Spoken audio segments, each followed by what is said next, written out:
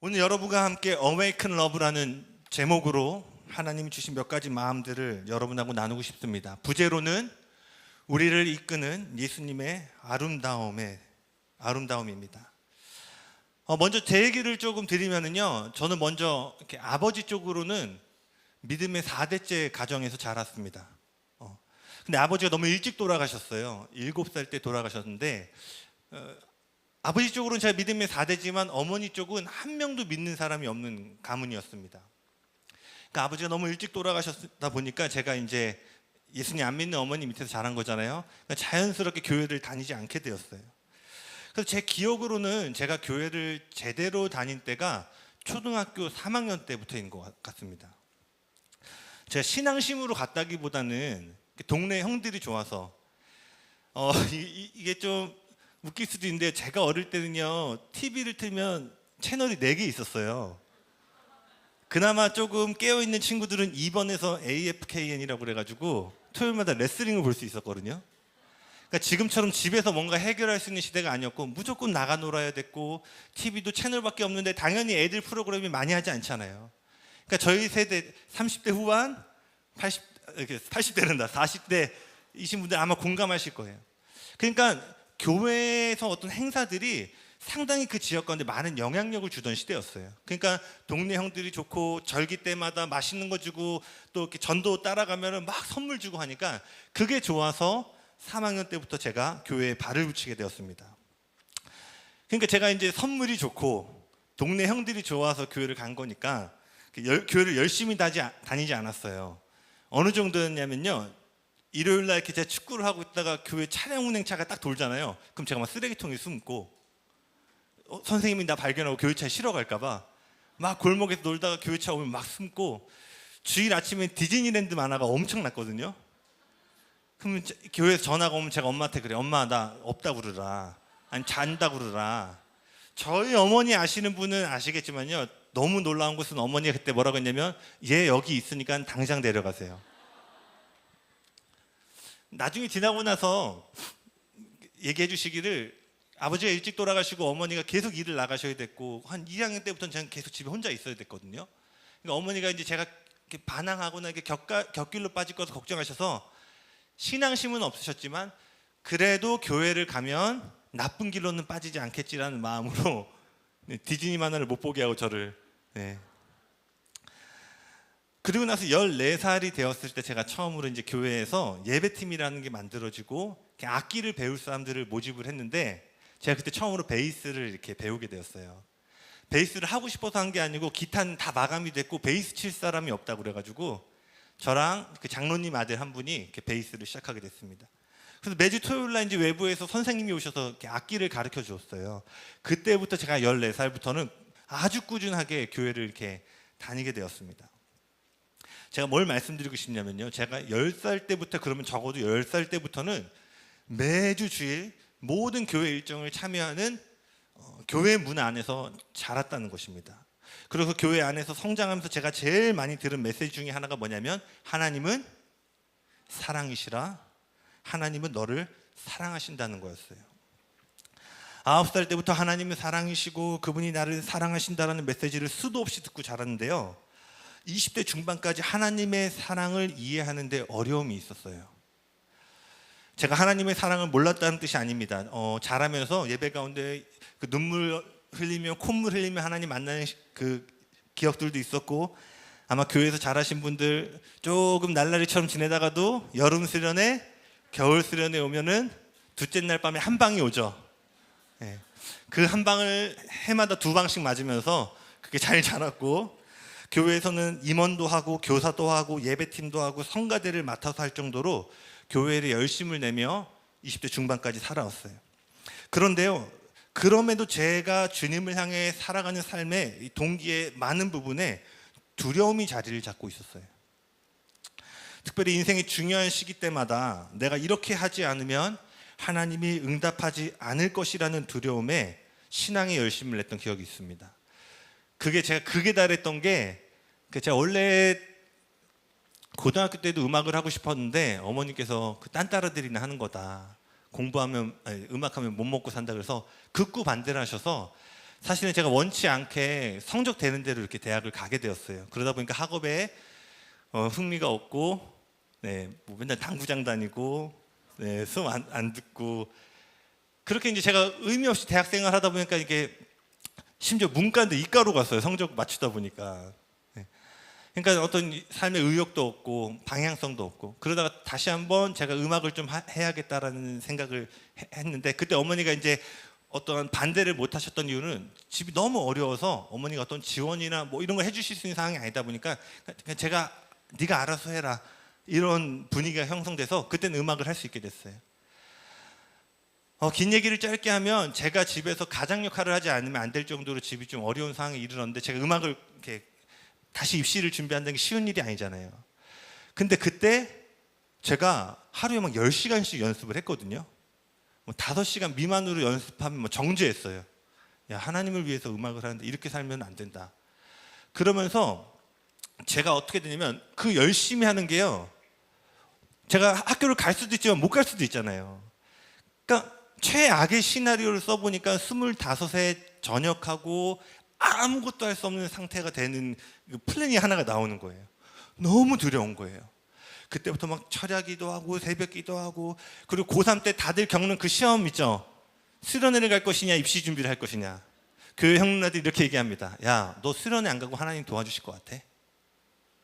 맞아.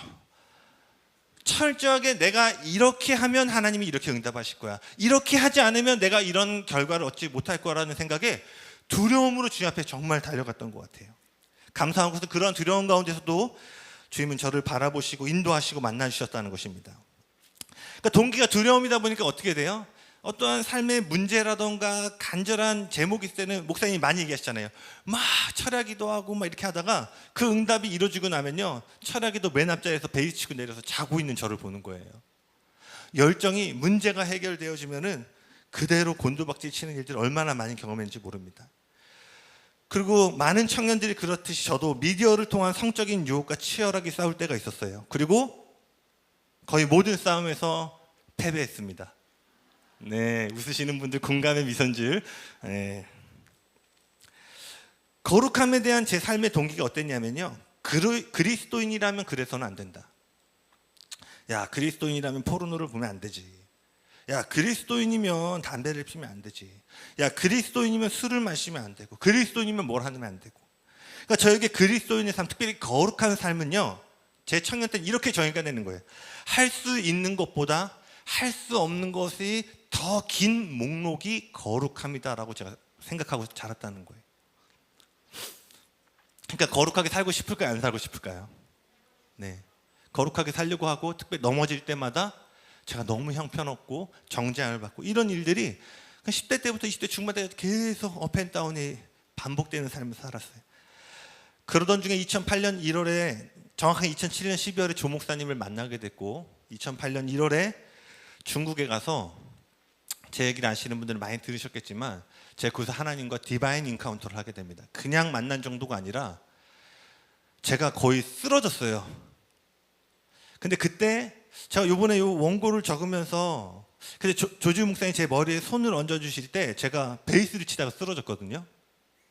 그러면서 제 안에 하나님 엄청나게 깊이 만나고 이런 일들이 있었는데, 제가 요번에 이 글을 적다가, 목사님 계신가요 혹시? 목사님 너무 감사합니다. 14년 전에 목사님이 손을 얹어서 기도할 때 하나님은 목사님의 손을 통해서 저를 만나주셨고, 그때 이후로 저는 제 삶의 방향성을 찾았고 목적을 발견했어요. 한 사람이 손을 얹고 기도할 때 제 인생에, 제가 이 말을 아부하는 거 아니고요, 원고 쓰면서 좀 감사함의 마음을 좀 고백하고 싶었어요. 누군가 한 사람의 기도를 통해서 누군가의 인생이 변화될 수 있습니다. 아멘. 오늘 그 일들이 일어날 줄로 믿습니다. 아멘. 그 중국에서 제가 예수님의 아름다움을 보게 되었어요. 그분의 아름다움에 대한 진리가 제 마음을 완전히 사로잡기 시작했고, 그날 1월 이후로 제 삶의 방향이 완전히 바뀌게 되었습니다. 완전히 자유케 되었고요, 더 이상 제가 하는 어떠한 일의 원동력이 두려움이 되지 않았어요. 그분의 아름다움을 향한 갈망이 내 삶을 이끌어가기, 제 삶을 이끌어가기 시작했습니다. 여러분 기억하시길 바랍니다. 그분의 아름다움을 발견할 때 모든 것이 바뀌게 됩니다. 우리를 향한 그분의 열정을 이해하기 시작할 때 그분을 향한 우리의 열정이 시작되기 때문이에요. 그래서 여러분 기억하시길 바랍니다. 그분을 따르는 거룩한 삶은 노의 연속이 아니라는 거예요. 그분을 따르는 삶은 예수님 한 분에 대한 무조건적인 예스의 결과입니다. 아멘이세요? 그분에 대한 예스가 너무나 큰 나머지 모든 것이 아니오가 돼버리는 것이 크리스천의 삶이라는 거예요. 제가 만약 제 아내한테 여보 내가 20대 때 이런 자매가 있었는데 그 자매 내가 노우라고 했고 이 22살 때 교회에서 이런 중보자 만났는데 내가 노우 했고 결국 여보 여태까지 28명을 내가 노우를 하고 여보에게 온 거야. 그러면 제 와이프가 여보 너무 고마워라고 할까요? 네, 따기를 맞지 않으면 제 배우자는 노의 결과가 아니라 수많은 옵션 중에 한 여인을 향해 내가 이 여인과 평생을 함께 하겠습니다. 예스라고 대답한 결과라는 거예요. 아멘. 주님을 따르는 삶이 할 수 없는 것의 목록의 결과물이 아니라 유일한 한 가지 예수님을 향해 예라고 대답하는 할렐루야 예스의 결과임을 예수님의 이름으로 축복하길 바랍니다. 주님은 그분에 대해 무조건적인 예라고 대답하지 않고는 견딜 수 없는 불타는 마음을 가진 자들 오늘 예배 가운데 찾고 계신다는 거예요. 이것들을 좀 더 나누기 원합니다. 여러분 성경의 처음과 끝이 동일한 주제로 이루어져 있다는 거 알고 계세요? 그것은 바로 결혼입니다. 하나님은 아담과 하와의 결혼을 통해서 인류의 역사를 출발하셨고요. 계시록 19장에 보면 그 날의 마지막 날에 다시 예수님이 오심으로 어린 양의 혼인잔치가 19장에 나오거든요. 그 인류의 역사의 마지막은 다시 한번 어린 양과의 결혼식으로 끝나게 됩니다. 인류의 시작과 끝에 뭐가 있냐면 결혼식이 놓여져 있다는 거예요. 여러분 성경의 첫 번째와 마지막이 결혼이라는 동일한 주제를 담고 있다는 것은 결코 우연이 아님을 알 수 있죠. 이것은 하나님의 마음 가장 깊은 곳에 있는 갈망이 무엇인지를 보여주는 것입니다. 결혼이라는 주제야말로 하나님 마음 중심에 자리 잡고 있는 가장 불타는 주제라는 것이에요. 이는 우리를 향한 그분의 뜻과 계획은 단순한 명령이 아니라 우리를 향한 주님의 끝없는 열정과 로맨스를 기초로 하고 있다는 거예요. 아멘. 요한복음 17장 3절에 이런 말씀이 있습니다. 영생은 곧 유일하신 참 하나님과 그가 보내신 자 예수 그리스도를 아는 것이니라. 영생은 하나님과 예수를 아는 것이다. 천국에서 드려지는 영원한 삶이 무엇이라고 정의하시냐면 하나님과 예수를 영원히 아는 것이다. 여기서 안다라고 사용된 헬라어 단어는요, 지식적인 깨달음이 아니라 인격적이고 친밀한 관계 안에서 경험되어지는 알을 의미합니다. 이것이 구약에서는 창세기 4장 1절에 아담과 하와가 동침함에 남녀가 누릴 수 있는 가장 깊은 사랑의 관계, 동침하다라는 단어에 쓴 단어가 바로 이 요한복음 17장에 써진 안과 동일한 단어입니다. 이 두 구절을 연결해 보면 영생의 핵심은 뭐라는 거예요? 불타는 사랑의 관계 안에서 하나님과 예수님을 끊임없이 알아가는 것이 천국의 삶의 본질이라고 얘기하고 있다는 것입니다. 아멘. 그렇다면 우리를 향한 하나님의 갈망에 대해서 여러분하고 좀 더 나누기를 원해요. 우리가 잘 아는 것처럼 하나님은 6일 동안 창조하시고 일곱째 날에 안식함으로 온 세상을 창조하시고 완성하셨죠. 그분의 창조가 이루어질 때마다 하나님 뭐라고 말씀하셨죠? 보시기에 좋았더라. 둘째 날에 보시기에 좋았더라. 특별히 사람을 만드시고는 보시기에 심히 좋았더라.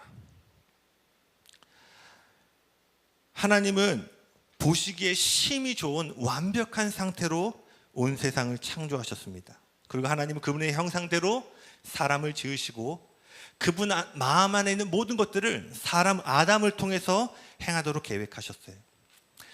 죄가 아직 유입되기 전에 모든 피조세계는 하나님의 영광을 드러내고 있었는데 그 중에서도 가장 완벽하게 하나님을 투영하고 있는 존재가 바로 아담이었죠.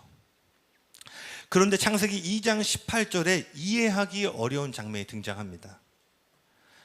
창세기 2장 18절에 이렇게 기록되어 있어요. 여호와 하나님이 이르시되, 같이 한번 읽어볼까요? 시작. 여호와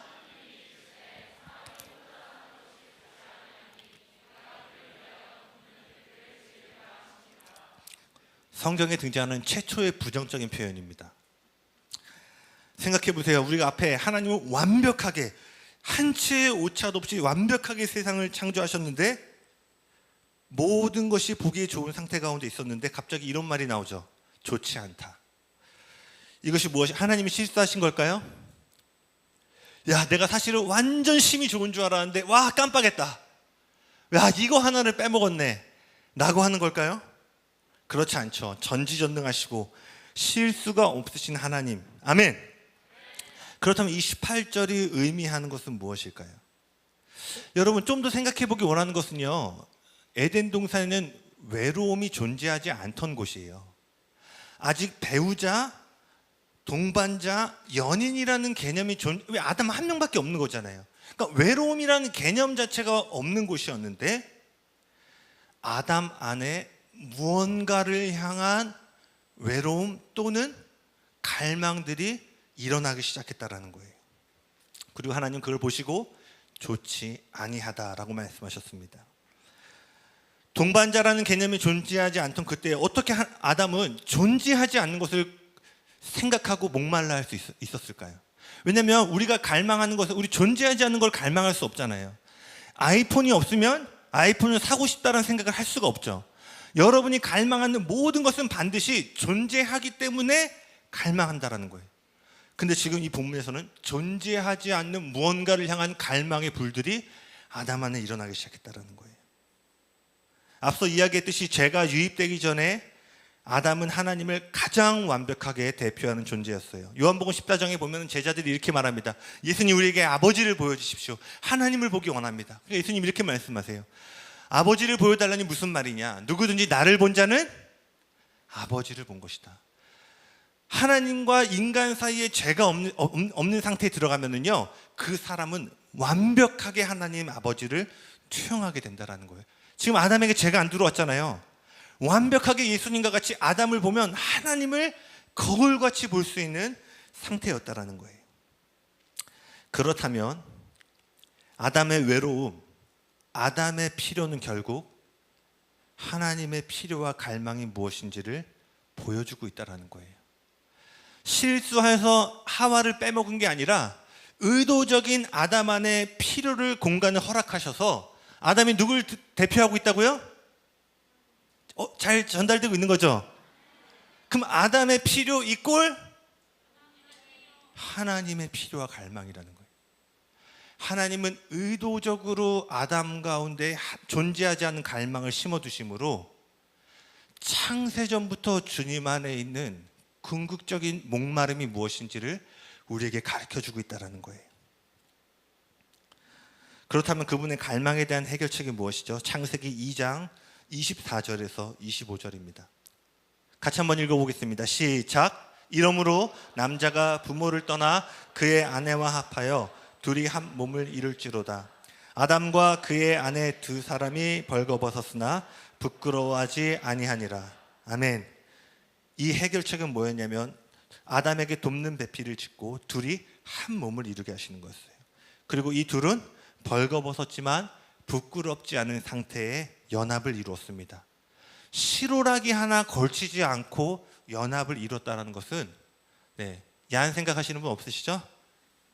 물리적인 옷을 벗어짐을 얘기하는 게 아니라 그 둘 사이에 친밀함을 가로막는 것이 털끝 하나도 없이 완벽하게 일치된 연합을 의미하는 거예요. 즉 아담의 목마름을 통해서 하나님이 말씀하신 것은 내가 너와 나 사이를 가로막는 것이 하나도 없는 이러한 연합과 사랑의 관계 가운데 들어가기를 원한다라고 말씀하시는 거예요. 이것이 영원전부터 시작된 여러분을 향한 하나님의 갈망인 거예요. 우리가 사랑함은 그가 먼저 우리를 사랑하셨습니다. 할렐루야. 그래서 제가 좋아하는 문장이 있는데 한번 저를 따라 고백해 보시겠어요? 하나님은 우리가 필요해서 창조하신 것이 아니라 갈망함으로 창조하셨다. 할렐루야. 그리고 바울은 에베소서 5장에서요 창세기 2장 24절의 말씀, 그 사람이 부모를 떠나 그의 아내와 합하여 그들이 한 육체가 된다라는 이 창세기 말씀을 바울이 에베소서 5장에서 인용하면서 이렇게 얘기합니다. 이 비밀이 크도다. 나는 그리스도와 교회에 대하여 말하노라. 단지 에덴 동산에서 시작된 아담과 하와, 한 남자와 여자의 사랑 이야기가 아니라 이 벌거벗었지만 부끄럽지 않은 이 연합이 실은 그리스도와 교회, 여러분과 저와 예수님의 사랑의 관계를 보여주고 있는 이야기라고 바울이 얘기했다는 것이에요. 그리고 마태복음 9장 15절에서 예수님은 자신을 신랑이라고 말씀하십니다. 자신이 감당해야 될 사명이 신랑의 사명임을 말씀하셨어요. 여러분 아마 많은 분들이 알고 계실 텐데요, 초림하신 예수님의 그 여정 있잖아요. 돌아가시기까지. 그 여정은 유대인의 혼인 관례와 정확하게 발을 맞추어서 예수님의 죽음이 이루어지게 됩니다. 예수님이 십자가에서 피를 흘리신 장면은 유대의 혼례 관습에서 약혼을 하고 신랑이 신부에게 포도주를 주는 장면이에요. 그래서 예수님이 최후의 만찬에서 뭘 하시죠? 포도주를 주시면서 이것이 나의 피다라고 말씀하시죠. 즉 초림하신 사건은 뭐였냐면 이 세상과 예수님이 약혼을 맺는 약혼식이었어요. 예수님이 이 땅에 오신 모든 사역도 결혼에 관련돼 있었고, 제가 말하고 싶은 결혼과 신랑과 이 신부의 관계가 예수님 사역의 가장 중심부에 자리를 잡고 있다는 거예요. 여기서 끝나지 않습니다. 계시록 21장에 보면 세상의 마지막 날에 모든 것이 회복되어지고 그 결혼식이 이루어지는 그 장면에서 요한이 이렇게 얘기합니다. 요한계시록 21장 2절. 또 내가 보매 거룩한 성 새 예루살렘이 하나님께로부터 하늘에 내려오니 그 준비한 것이 뭐라고 돼 있죠? 신부가 남편을 위하여 단장한 것 같더라. 할렐루야. 그리고 요한계시록 22장 17절에 사도 요한이 마지막 때의 교회의 모습을 보면서 이렇게 얘기합니다. 성령과 신부가 하나 되어 이르기를. 교회의 정체성이 신부가 될 거다라고 이야기를 해요. 여기서 한 가지 좀 설명드리고 싶은 것은 이 신부는 하나님의 아들이다라고 할 때 이것이 젠더를 얘기하는 것이 아니고 딸과 아들, 남자와 여자 모두가 하나님의 아들이 되는 것처럼 여기서 말하는 신부 역시 젠더에 대한 것이 아니라 성경에서 정체성이 갖는 의미는 뭐냐면요, 성에 대한 게 아니라 주님과의 친밀함의 거리를 측정하는 거예요. 친구의 정체성의 친밀함의 거리가 있고 종의 거리가 있고 신랑과 신부의 친밀함의 거리가 있겠죠. 혹시나 신부 또 이 남자들이 잘 이해하지 못할까봐 좀 부연 설명을 했습니다. 처음과 끝이 결혼으로 이루어져 있다고 말씀드렸고, 예수님이 이 땅에 하신 모든 사역은 유대인의 혼인잔치의 여정을 따라서 신랑으로서 그 일들을 감당하셨고, 세상의 마지막 날도 교회가 신부가 될 것이라고 말을 하고 있어요. 즉 하나님은 자신의 계획과 명령을 빠짐없이 순종하는 일꾼을 찾으시는 것이 아니라 그분과 함께 다스릴 신부를 갈망하고 계신다라는 거예요. 아멘. 아담과 하와가 오직 신랑과 신부만이 누릴 수 있는 기쁨과 친밀함의 관계 안에서 자라갔던 것처럼 오늘 여러분과 저를 주님 그렇게 만나고 그 연합 안으로 인도하기를 원하신다라는 거예요. 그래서 그 20대 중반에 저에게 많은 영향을 준 어떤 목사님이 하신 이야기가 있었어요. 지금도 그게 제 삶에 새겨진 문장인데, 어느 한 목사님께서 이런 얘기를 하셨어요. 언제나 일꾼보다 연인이 더 많은 일을 한다. 할렐루야. 제가 두려움으로 주님을 따를 때보다 제가 주님의 아름다움을 발견하고 그분께 매료된 이후에 제가 더 주님께 훨씬 더 많은 것들을 하는 것들을 보게 돼요. 아마 사랑을 나눠보시고 연인 관계 있으신 분들 이것을 더 깊이 이해하실 거라고 믿습니다. 그렇다면 이것에 관련돼서 저는 창세기 24장의 한 이야기를 소개하고 오늘 말씀을 맺으려고 합니다. 이런 관점에서 창세기 24장을 보면요, 24장은 이삭과 리브가가 만나는 장면, 결혼을 하는 이야기에 대한 구절인데요, 이 24장은 우리를 향한 그분의 열정, 또한 신부가 어떻게 그 신랑을 향하여 헌신의 자리로 나아갈 수 있는가에 대한 이야기를 보여주고 있습니다.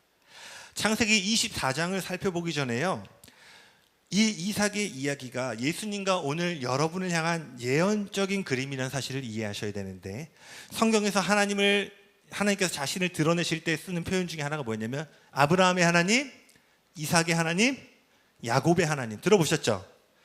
그리고 아시는 것처럼 이 세 가지 인물은 성부 하나님, 성자 하나님, 성령 하나님을 대표하는 거예요.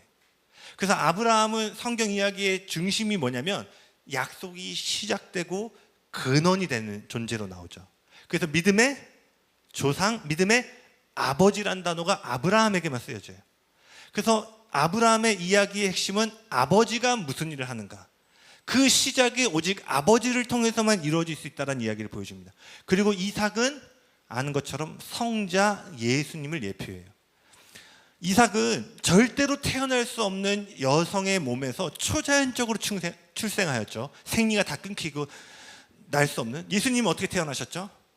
그리고 우리가 아는 것처럼 예수님 성경에서 유일하게 인신제사를 요구하는 장면이 딱 한 번 나오죠. 아브라함에게 이삭을 바치라, 너의 아들을 제물로 드려라. 우리는 이 이야기가 이삭의 이야기가 아니라 예수님의 죽으심을 관한 예표임을 알고 있죠.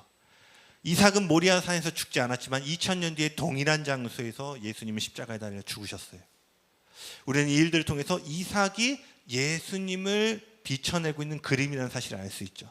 자, 이러한 관점에서요, 아브라함을 성부 하나님, 이삭을 성자 예수님으로 보고 우리가 이 이야기를 보면은요, 이 이야기는 단지 이삭과 리브가 이랬다더라, 둘이 만났다더라가 아니라 아들의 신부감을 찾기 위한 아버지의 마음으로 시작하여서 단순히 결혼이 아니라 예수님의 신부를 찾기 위한 우리를 향한 하나님의 갈망을 발견한 이야기가 된다는 것입니다. 이삭과 리브가는 예수님과 교회, 즉 우리에 관한 이야기가 된다는 사실을 기억하시고 이 말씀들을 좀 더 나누기 원합니다. 그리고 또 이 이야기 속에서 한 인물이 더 등장해요. 아브라함은 아들의 신부를 찾기 위해서요, 자신의 모든 소유를 맡고 있는 종을 보냅니다. 이 종의 임무는 주인이 명령한 땅으로 가서 이삭의 신부를 찾아오는 거예요. 그 주인이 자신에게 준 각종 보물을 가지고 가서 신부를 찾아오는 거예요. 누구의 사역 같죠? 누구의 사역과 비슷하죠? 네. 이 종은 이 이야기에서 성령님의 사역을 보여줍니다. 왜냐하면 요한복음 16장 이렇게 돼 있어요. 14절 15절. 그가 내 영광을 나타내리니 내 것을 가지고 너희에게 알리시겠습니다. 물은 아버지께 있는 것은 다 내 것이라. 그러므로 내가 말하기를 그가 성령은 내 것을 가지고 너희에게 알리시리라. 이 종은 지금 주인의 것을 가지고 신랑의 신부를 찾기 위해 여정을 떠나게 됩니다. 아브라함의 종은 낙타 10마리와 온갖 좋은 선물 보화를 싣고 주인이 명령한 땅으로 출발해요. 이처럼 여러분, 성령님은요, 하나님으로부터 각종 좋은 선물, 즉 각종 은사를 갖고 오늘 이 시간 여러분을 찾아오고 계십니다. 우리가 아는 것처럼 전철이 있는 것도 아니고 자동차가 있던 시대가 아니죠. 아주 멀고 긴 험난한 여정을 거쳐서 이 종이 드디어 나홀이라는 성에 도착하게 되었어요. 때마침 해가 지고 여인들이 우물가에 와서 물을 기르러 나오는 시간이었습니다. 종은 그곳에서 누군가를 만나기 전에 한 가지 기도를 올려드립니다. 아브라함의 하나님, 이삭의 신부가 될 여인을 저에게 보여주십시오.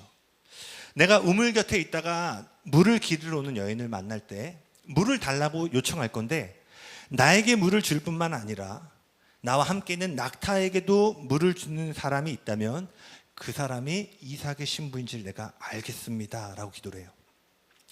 그런데 이 기도가 마치기도 전에 저 멀리서 한 여인이 물동이를 메고 우물가로 오고 있었습니다.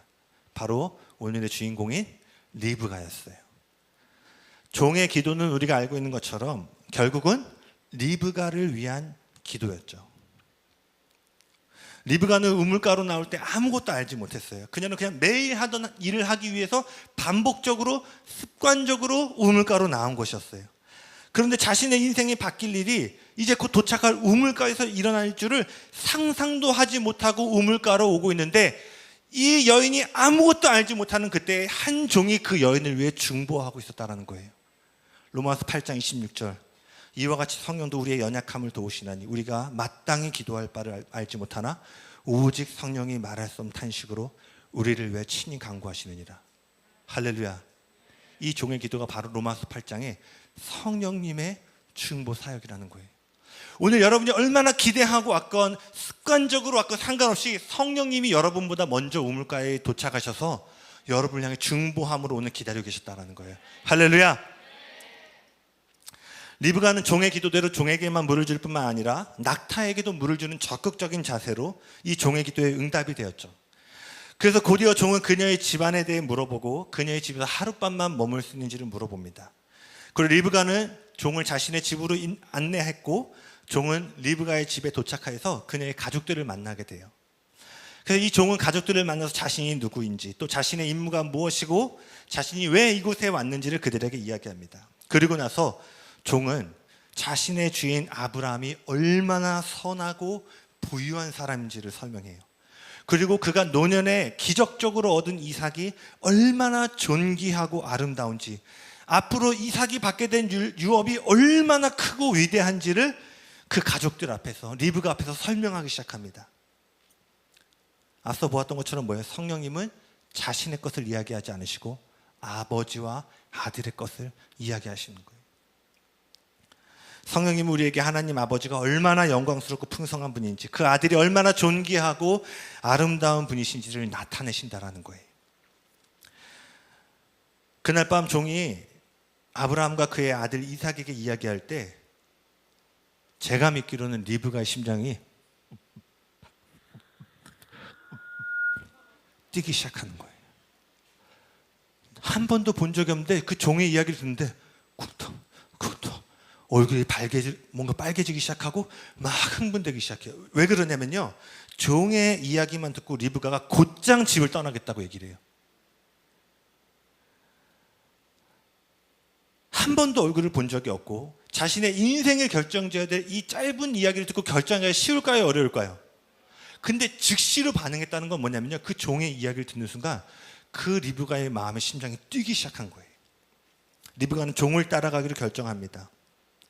이제 가족과 작별할 시간이 되는데요, 가족들이 그럼 열흘만 있다 가면 안 되냐, 지금처럼 KTX 타고 왔다 갔다 할 수가 없으니까 거의 못 본다고 봐야 되는 상황이니까 열흘만 있다 가면 안 되냐는데 리브가는 저는 당장 떠나서 이삭과 아브라함을 만나러 가겠습니다라고 대답해요. 단순히 잠깐 여행을 다녀오는 것이 아니에요. 여러분, 당시 문화에선 땅이 되게 중요했거든요. 집을 떠나는 것은 자신의 모든 운명에 영향을 주는 결정적인 선택이었어요. 제가 아까도 얘기했지만 얼굴 한번 보지 못한 남자를 보려고 집을 떠나는 것, 보통 용기와 결단이 아니고서는 하룻밤 사이 일어날 수 있는 일이 아니에요. 그러나 이 일이 리브가에게 일어났습니다. 그리고 이 일은 오늘 신부된 여러분을 향해서 여러분 삶에 마땅히 일어나야 될 이야기라고 성경은 이야기하고 있는 거예요. 이것은 예수님의 신부들인 우리가 어떻게 극단적인 헌신과 순종, 용기와 담대함으로 그분을 따를 수 있는가에 대한 그림을 보여주는 것입니다. 전날 종에게 들은 이야기가 리브가의 마음을 뛰게 만들었고 그 결과 그녀는 자신 앞에 놓여진 불확실하고 두려운 환경을 초월하여 영광과 아름다움에 이끌려서 자신의 안전지대를 벗어나 종을 따라가게 됐습니다. 여러분, 그리고 나서 종과 이제 리브가가 먼 길을 떠나잖아요. 아브라함으로부터 보냄을 받았던 종이 이제 자신이 어떤 길고 머나먼 여정을 이제 신부인 리브가와 동행하여서 이제 아버지의 집으로, 신랑이 있는 곳으로 가고 있습니다. 일주일, 2주일, 한 달이 걸렸을지 모르겠어요. 근데 여러분 생각해 보세요. 그 둘이 일주일이 넘는 거리를 낙타를 타고 가면서 어떤 대화를 했을까요? 이 종이 극단적인 아이여서 한마디도 안 하고 그 아버지 집까지 갔을까요? 아니죠. 가는 내내 뭐 하는 거예요? 야, 이삭이 어떻게 태어났고, 이삭이 어릴 때 어땠고, 야, 아브라함이 이렇게, 네가 너희 시아버지 장난 아니야. 너는 인생 이제 꽃길이야. 야, 너 시엄마 장난 아니야. 야, 여기는 10월도 없어. 너는 가는 순간 사랑받고 이쁨 받고, 그리고 어떻게 그 한 달 내내 이 종은 아브라함과 이삭에 대해서 얘기하므로 이 긴 여정 가운데 리브가가 지치지 않고 포기하지 않도록 용기와 힘을 불어넣는 거예요. 할렐루야! 이게 뭐라고요?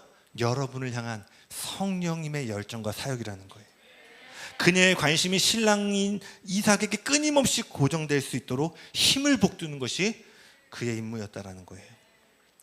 성령께서 우리의 눈을 열어 하나님 아버지와 아들 예수님의 아름다움을 계시하실 때요, 여러분, 예수님을 향한 우리의 사랑이 불타오르게 되고 그 결과 리브가처럼요, 불확실하고 본 적도 없는 그 땅을 향해서요, 성령을 따라 전진하게 되는 일이 일어나게 되는 것입니다. 예배팀 나와주시겠어요? 오래전에 하버드 대학에서 한 가지 실험을 했습니다. 부모의 표정이 자녀에게 어떠한 영향을 미치는가. 그리고 여기에서 파생된 실험 중에 하나가 뭐냐면요, 엄마와 아이를 어느 정도 떨어뜨려 놓고요, 그 중간에 시각 절벽이라는 거 설치를 했어요. 그러니까 시각 절벽이 뭐냐면 투명한 유리로 다 연결해 놨기 때문에 실제로는 그냥 갈 수 있는데 그 중간에 절벽을 만들어 놔서 사실은 모르고 보면 떨어지는 것처럼 보이게 만들어 놓고 갓난아기와 엄마를 두고 서로 만나게 하는 실험이었어요. 첫 번째 실험에서 어떻게 하냐면요, 엄마가 아무런 표정을 짓지 않고 아이를 쳐다봅니다. 아기를 내려놓고 커튼을 딱 거는 순간 아기가 이제 엄마를 향해, 아기니까 막 기어가려고 할 거 아니에요. 막 가다가 이제 시각절벽에 딱 도착한 거예요. 그럼 아기가 계속 엄마를 막 쳐다보다가 예를 들어 정확한 숫자는 기억이 안 나지만 10번을 실험했으면요, 10번 다 아기들이 그 절벽을 지나가지 못하고 되돌아가요. 근데 두 번째는 어떻게 실험을 하냐면요, 건반, 임재 가득한 건반 좀 쳐주시겠어요? 11월에는 그렇게 해줄 거라고 저는 믿습니다. 네네. 두 번째 실험은요, 똑같은 아이들로 실험을 한 거예요. 똑같이 절벽을 만들어 놓고 하는데요, 엄마가 방긋 웃어요. 유아야, 유민아 막 이러는데, 놀라운 것은요, 10명이 다 절벽에서 잠깐 멈추다가요, 어떻게 됐을까요? 절벽을 다 지나가요.